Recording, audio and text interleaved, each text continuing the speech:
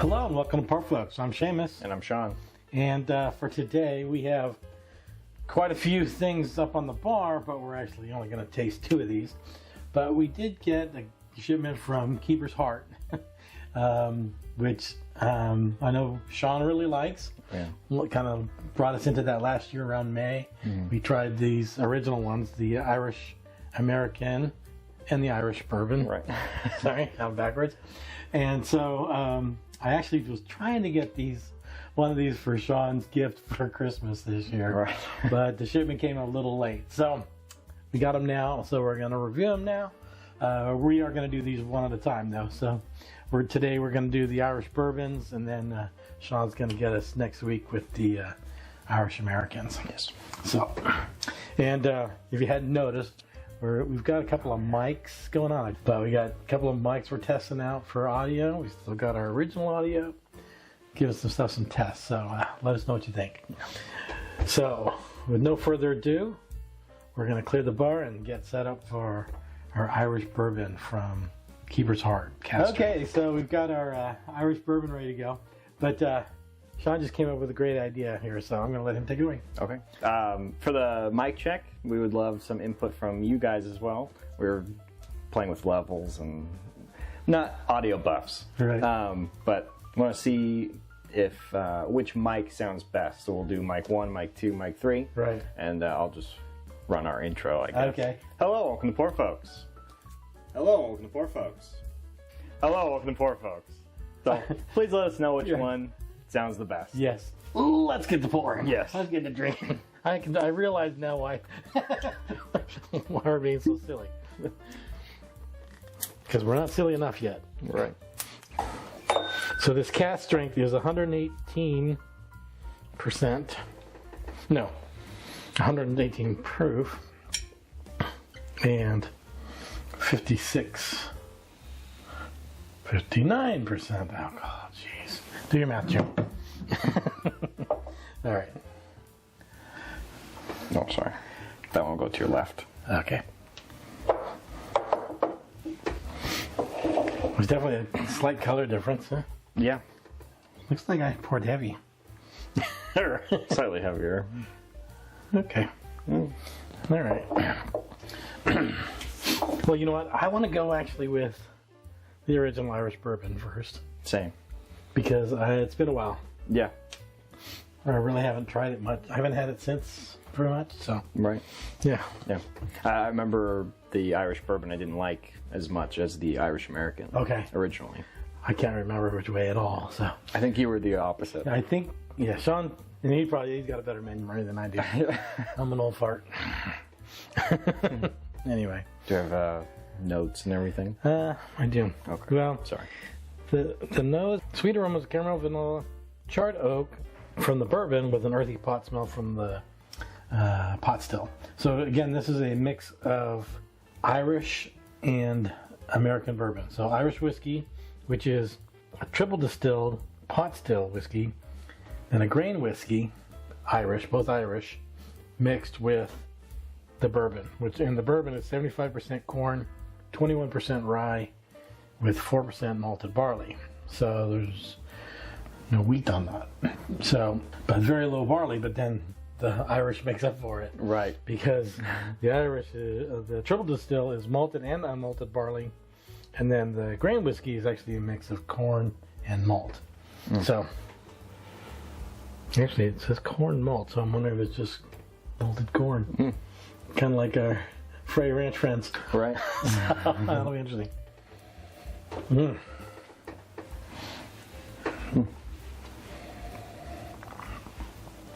Yeah, it's definitely got the Irish scent. Like Smells like funkiness? Irish. No. Or like Irish? No, it just smells Irish, yeah. Okay.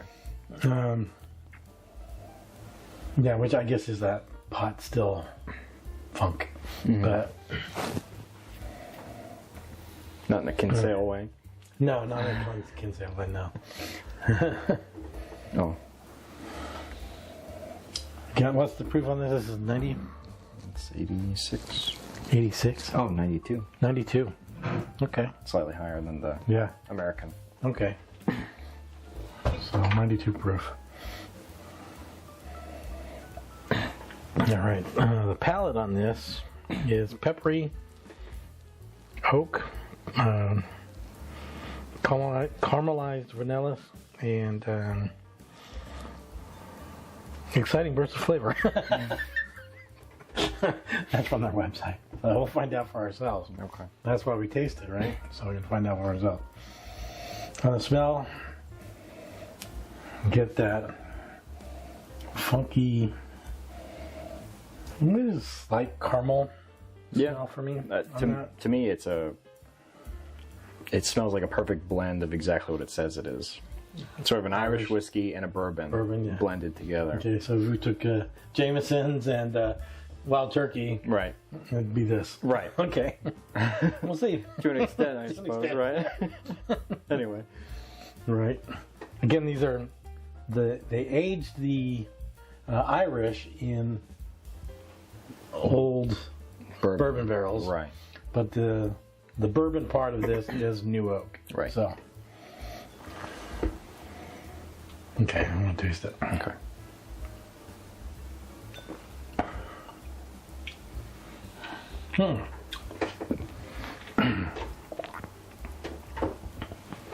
Yeah, there's a slight sweetness up front, a little bit of oakiness, not heavy oak presence. No. Very smooth. It's almost watery in a way. Oh. I got a little bit of heat in the back. Oh, I got heat in the back. Oh, okay. Yeah, I got the Kentucky Hug in the back. At the beginning, it was like water. Oh, right up front, it's just like a sweet water. Mm-hmm. Yeah, almost like a syrup. Yeah. For mixing. Mm-hmm.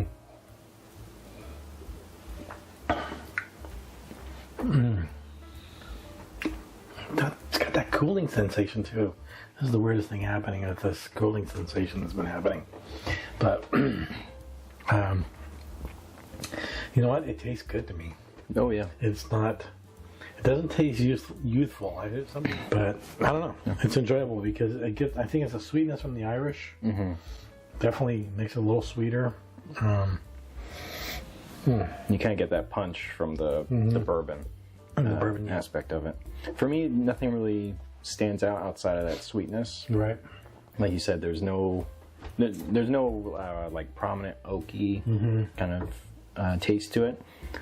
Any sweetness, I'm assuming it's coming from the Irish, but it might be like caramel from the bourbon. Yeah. I don't know. Could be.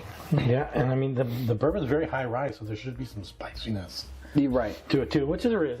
I can taste a little bit of spice, but all right, let's go to the cask strength here, just to see how that affects it. Right. So this is basically the same mash bill. Same mash bill, just pulled right out of the barrel. No water added. Okay. So got the same smell. Okay. Maybe a little more pungent. Yeah. A little bit more, kind of the nose hairs stand up a little bit more. With it. I like the way this one smells more. I think it's going to feel better too because that viscosity is going to be there. It's smoother. Yeah, because it's viscosity. Oh, okay. That to me, that's what it is. This is less water, right? So interesting because we talk about that with Scotch, where they add water to try to bring out some of the aromas, flavor, I guess, in there. Without the water, it's kind of buried a little bit. Yeah. Because it is a little bit more subdued. I thought it'd be a lot more stronger. Mm-hmm. It's not. I gotta stick my nose in deeper to get it. Right. Yeah, this is a little bit more enjoyable on the nose. Yeah. Because it doesn't have the ethanol. You can't escape. Burn. Yeah. Right. So. Okay. I'm getting a little bit more funkiness though. Really? But it's not off-putting. Oh, okay. It's not off-putting. It's just that. It's just that pot. You get that pot still. Okay. Funk, yeah. But all right, I'm gonna taste it. Kind of smells like dry erase markers. Just a little bit. I don't know why. There's the spice. Hot spice here up front. Starts tingling the second it hits the mouth. Yeah. Ooh. Oh man, that's some good stuff. Wow. Yeah, if that's the same Same mash bill. Right. Right. Man, you lose a lot on the watered down version. Right. Right. And I mean, different barrels, of course, and different ages, or different positions, all kinds of things. Everything plays into it, but still, yeah. I know they try to match it as much as possible, but and this is the bourbon part of this. You said that the mash bill for the bourbon used is American bourbon, right? It follows those rules, right? 75 corn, 21% rye, so it's a high rye, right?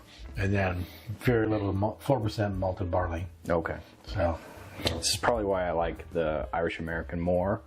From what I read, they use 95% rye whiskey. Oh, in the grain side. For the American side. Oh, okay, wow. Okay. So. Yeah, because they're just using grain whiskey, not bourbon. Right. Right. Okay. But this is good. Yeah, it is. Oh, man. It's quite the experience. It's lively. I get the oaky flavor up front too. I get the oak.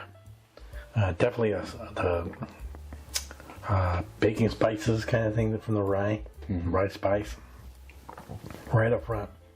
The Kentucky Hug's there, but it's not as harsh. Right, it kind of gets smoothed out by that sort of pot still Irish whiskey on the back. Yeah. I think I'm thinking when I get it up front, I get that spice up front, and so it kind of calms the finish. Oh, okay. In the back, where with this, it wasn't expecting anything because it was so smooth up front. Right. And then it just pow hits you in the back. Okay. Yeah, definitely better. Yeah. Definitely worth the jump. Let's see. I'm trying to remember the price. No. It's about close to $50. Okay. It was like I think it was $100 for the two. Oh, okay. 10 something with shipping. Unfortunately, I got to ship it here because nobody had it, luckily. But and then you got to be here to sign for it. That's the hardest part. But anyway,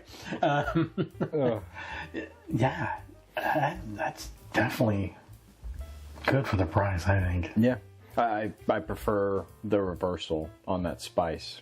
It being in the front and then relaxing in the back rather than everything kind of coming up all at once in the back. In the back, okay. Yeah. So you prefer this one too? Yeah, definitely. Okay, yeah. So. Yeah, definitely. The proofiness, and that's where we've been headed. Right, become quite the proof hounds since our trip to Frey. So I think that's good. Yeah. So the Irish Keeper's Heart Irish Bourbon Cask Strength, again 118 proof. 59%. Yeah, that's rocking. Yeah, I like that. I don't care what anybody says. Yeah. So go get you some. Yeah, it's good stuff. So we're at 100 plus subscribers now. Thanks to all who have subscribed. Continue watching and liking, and to you new folks, like and subscribe. That's free. Right. And we'd love you to come along and join us.